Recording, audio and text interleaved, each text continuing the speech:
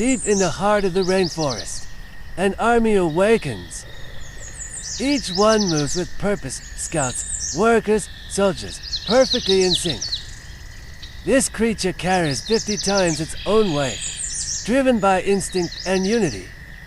They build bridges of life, each body a link, each step a promise.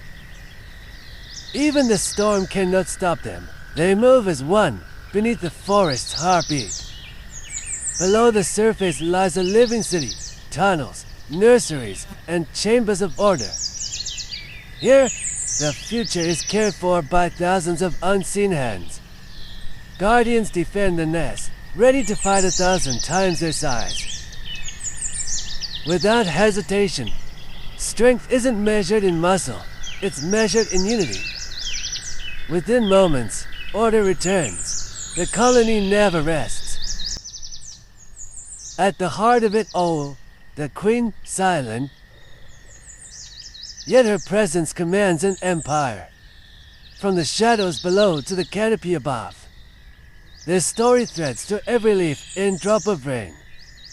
In this endless green world, the tiniest builders remind us greatness is not in size, but in purpose.